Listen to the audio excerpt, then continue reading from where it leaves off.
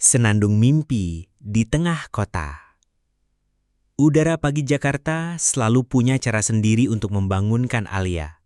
Bukan alarm dari ponsel, melainkan deru mesin motor dari jalanan di luar jendela kosannya yang sempit, diselingi teriakan abang sayur keliling yang khas.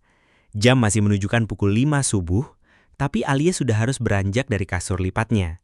Kuliah pukul 7 pagi, disambung kerja shift sore di kafe, membuat ritmenya jadi mirip mesin yang tak boleh berhenti. Tangannya cekatan menyiapkan sarapan instan sambil otaknya sudah sibuk berhitung. Uang saku kiriman orang tua dari kampung memang cukup untuk biaya kuliah dan kosan. Tapi sisanya selalu mepet untuk makan sehari-hari, apalagi hiburan. Jurusan akuntansi yang ia ambil di universitas ternama ini adalah impian bapak dan ibu. Biar masa depanmu pasti, nak, begitu selalu pesan bapak di telepon. Alia mengangguk, menelan harapannya sendiri bulat-bulat, tapi di dalam hatinya ada melodi lain yang tak pernah mati. Di tengah kesibukannya mengikat rambut asal dan memakai seragam kampus, pandangannya jatuh pada sebuah gitar akustik tua yang tersandar di sudut kamar. Gitar itu adalah satu-satunya barang berharga yang ia bawa dari rumah. Lebih dari sekedar alat musik, melainkan sebuah portal menuju dunia lain. Dunia di mana angka debit kredit tidak penting, di mana yang ada hanya harmoni dan lirik-lirik yang mengalir jujur dari hatinya. Nanti malam, bisiknya pada gitar itu, sebuah janji yang sering ia ucapkan. Perjalanan dengan KRL yang berdesakan, mata kuliah pengantar akuntansi yang memusingkan, hingga shift di kafe yang dipenuhi pesanan kopi dan celotehan pelanggan. Alia melakoni semuanya dengan senyum profesional di wajahnya, tapi pikirannya tak pernah jauh dari nada-nada yang berputar di kepala. Saat lengannya sibuk mengelap meja, ia bisa saja sedang merangkai melodi untuk lirik yang tiba-tiba muncul. Di antara gedung-gedung tinggi, mimpi kecil ini bersembunyi. Malam akhirnya tiba. Setelah menyeret langkahnya yang letih kembali ke kosan, Alia langsung menyambar gitar tuanya.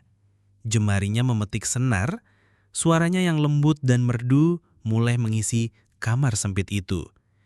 Ia menyanyikan lagu tentang kemacetan, tentang penantian, tentang kebingungan seorang gadis muda yang mencoba bertahan di kota besar sambil memegang erat mimpinya. Ia merekamnya dengan fitur voice recorder di ponsel, menambahkan beberapa filter sederhana, lalu menyimpannya dalam folder pribadi di cloud. Terkadang, ia iseng mengunggahnya ke akun media sosial yang tak banyak diikuti, akun rahasia, tempat ia menyimpan semua senandungnya yang tak berani ia tunjukkan pada dunia nyata. Mungkin suatu hari, pikir Alia sambil menatap langit-langit kamarnya yang kusam.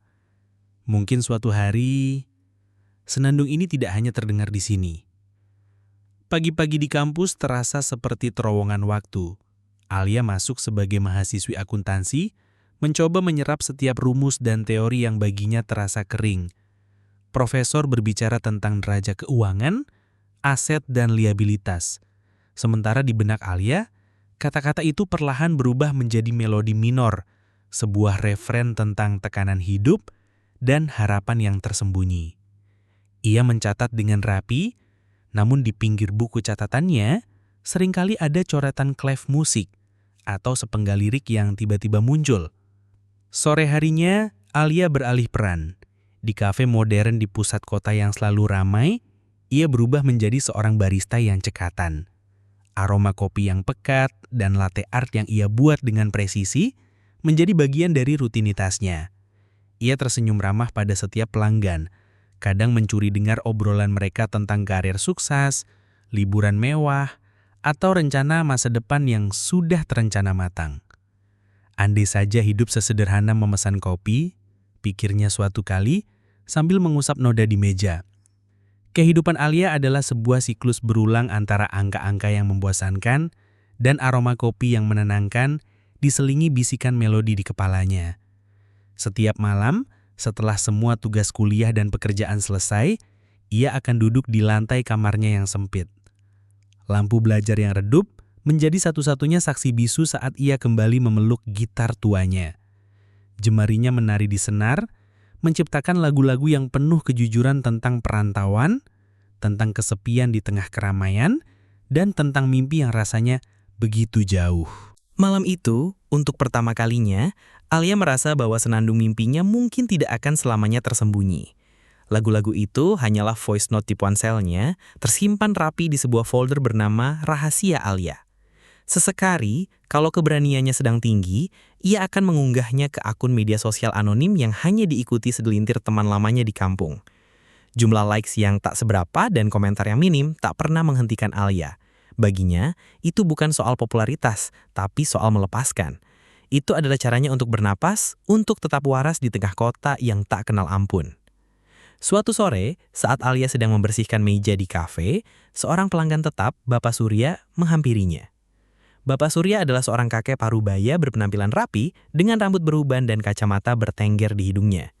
Ia sering menghabiskan sore di kafe itu, membaca buku atau sekadar mengamati hiruk-pikuk kota. "Alia, suara kamu bagus sekali," kata Bapak Surya tiba-tiba, membuat Alia terkejut.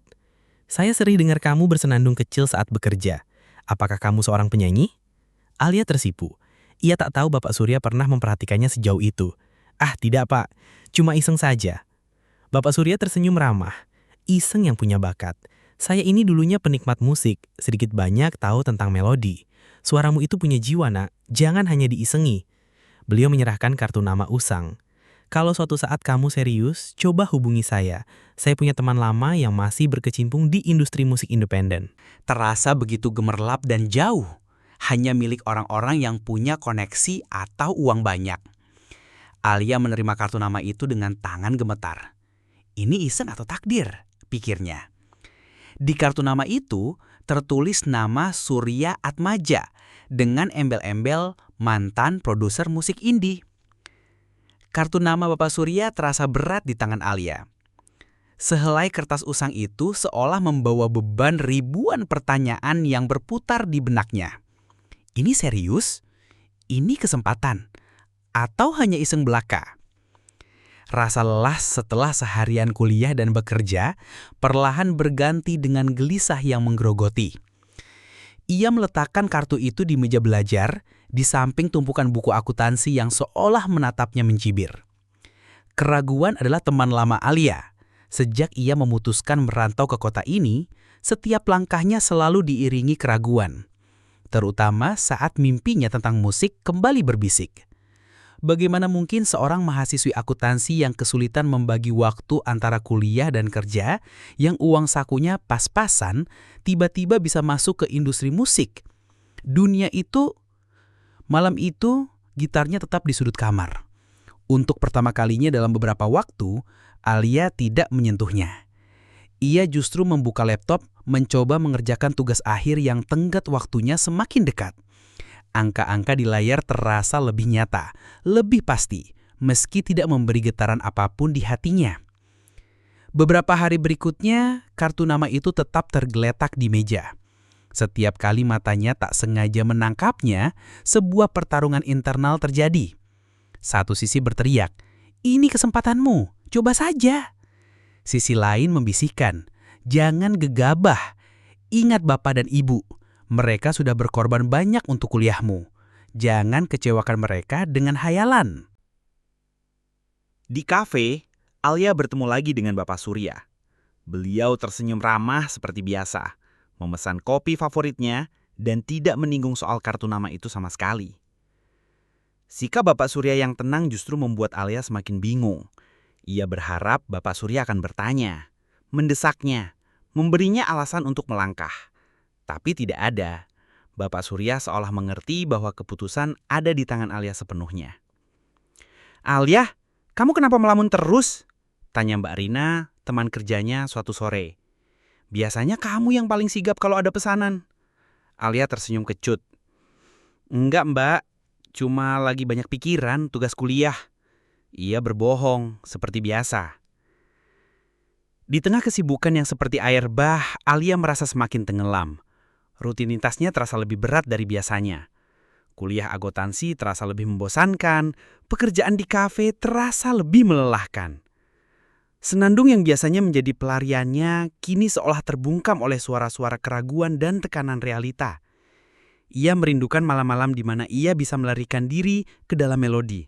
Tapi kini, Bahkan memegang gitar pun rasanya seperti sebuah kemewahan yang tidak pantas ia dapatkan.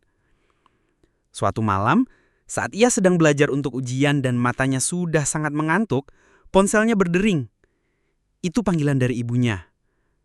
"Bagaimana kuliahmu, Nak? Lancar kan? Ibu sama bapak sudah menabung untuk semester depan. Kamu harus fokus ya, Nak, biar cepat lulus, cepat dapat kerja yang bagus."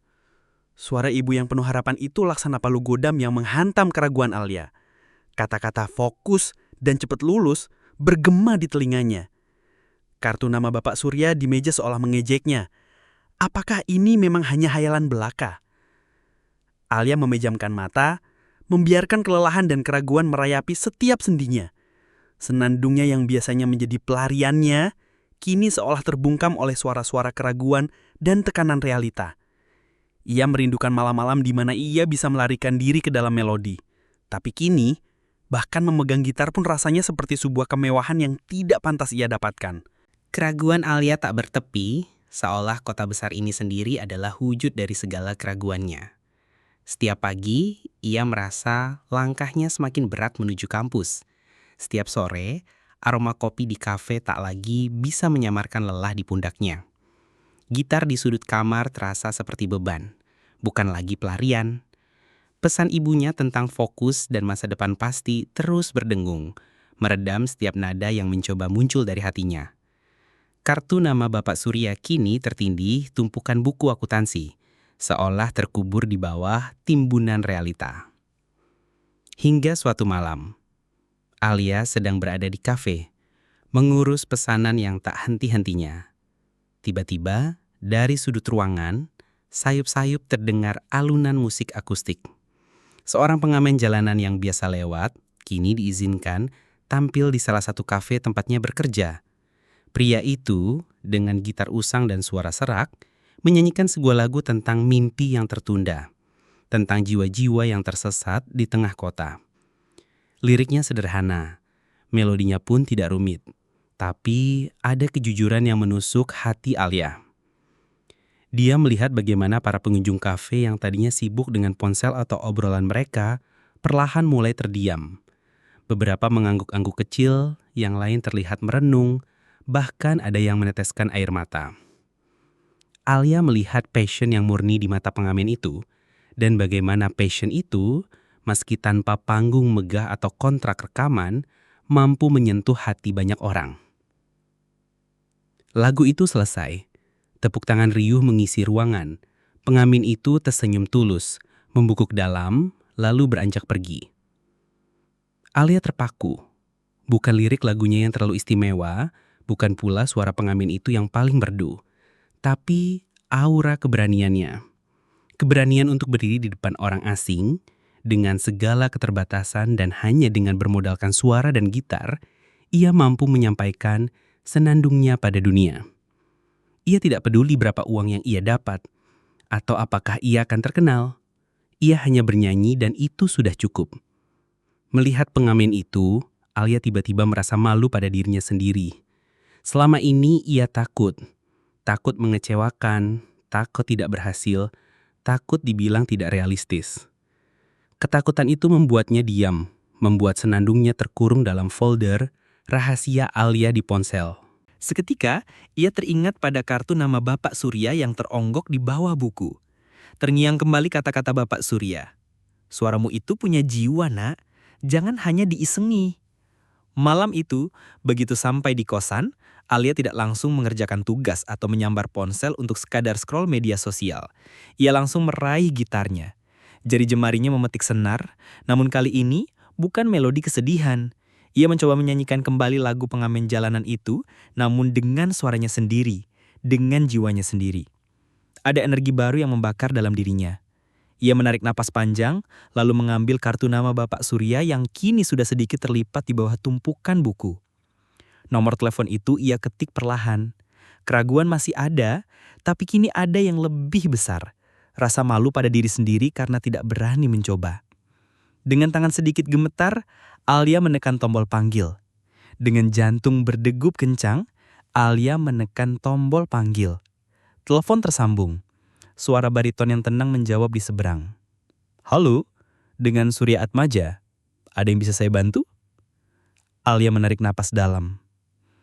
Maaf Pak, ini Alia yang bekerja di Cafe X. Bapak pernah memberi saya kartu nama. Suara Bapak Surya di telepon langsung berubah ramah. Oh, Alia, saya ingat. Nah, akhirnya menelpon juga. Ada apa, Nak? Alia menceritakan mimpinya, keraguannya, dan bagaimana ia terinspirasi oleh pengamen jalanan itu. Bapak Surya mendengarkan dengan sabar. Ia tidak banyak bicara, hanya sesekali mengangguk.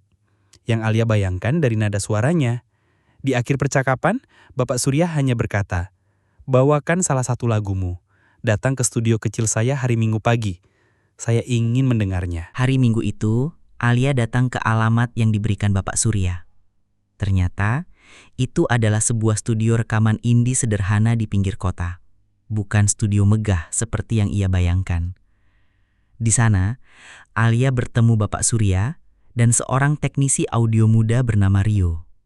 Dengan tangan gemetar, Alia memainkan gitarnya dan menyanyikan lagu yang ia ciptakan di tengah bisingnya kota.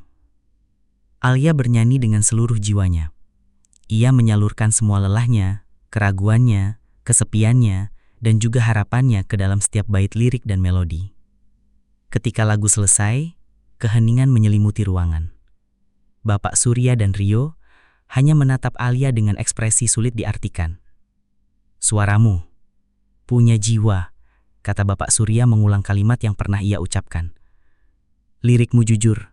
Rio, bagaimana menurutmu?" Rio mengangguk. "Bisa diasah, Pak. Karakter suaranya kuat." Mulai hari itu, kehidupan Alia berubah drastis. Setiap minggu pagi, ia akan pergi ke studio Bapak Surya untuk belajar, mengasah vokal, dan merapikan komposisi lagunya. Ia belajar banyak tentang seluk-beluk industri musik indie, tentang bagaimana lagu bisa menyentuh hati tanpa harus gemerlap. Bapak Surya dan Rio menjadi mentornya, bukan hanya dalam musik, tapi juga dalam hidup. Tentu saja, jalan yang ia pilih tidaklah mudah. Alia harus berjuang lebih keras lagi. Ia seringkali melewatkan waktu tidur, belajar di sela-sela latihan, dan mengerjakan tugas kampus saat jam istirahat. Teman-teman kuliahnya mulai bertanya-tanya, mengapa ia sering terlihat lelah, atau mengapa ia tiba-tiba terlihat lebih bersemangat. Ujian akhir semester pun tiba. Alia berhasil melewatinya, meskipun nilainya tidak semaksimal dulu. Bapak dan ibu di kampung mulai curiga. Alia akhirnya memberanikan diri bercerita tentang aktivitas barunya. Reaksi mereka campur aduk. Khawatir, sedikit kecewa, karena Alia tidak fokus pada kuliah. Tapi juga ada secercah kebanggaan saat mendengar Bapak Surya yang dihormati itu memuji bakat anaknya. Beberapa bulan kemudian, dengan modal seadanya dan bantuan Bapak Surya, Alia berhasil merilis single pertamanya secara online. Judulnya, Senandung Kota Rantau. Lagu itu bukan tentang kemewahan, melainkan tentang perjuangan dan harapan. Alia tidak menjadi viral dalam semalam, tapi lagu itu perlahan menemukan jalannya. Beberapa stasiun radio lokal mulai memutarnya. Sebuah akun musik playlist di media sosial tertarik dan memasukkannya ke dalam daftar putar mereka. Suatu sore, saat Alia sedang bekerja di kafe, tiba-tiba lagu Senandung Kota Rantau diputar di playlist kafe. Alia terdiam. Sendok kopi di tangannya nyaris terjatuh. Ia menatap ke sekeliling, melihat beberapa pelanggan mengangguk-angguk kecil menikmati melodi yang ia ciptakan. Ia melihat Mbak Rina tersenyum padanya, seolah mengerti. Itu bukan panggung besar, bukan award bergengsi, dan Alia masih seorang mahasiswi yang bekerja paruh waktu. Namun, pada momen itu, di tengah hiruk-pikuk kafe, ia tahu bahwa senandung mimpinya tidak lagi tersembunyi. Ia telah menemukan jalannya sendiri, sebuah harmoni yang tercipta dari perpaduan angka-angka dan nada, dari lelahnya kota dan keindahan mimpi. Kota besar ini, yang dulu terasa begitu menekan, kini menjadi panggung bagi senandung harapannya.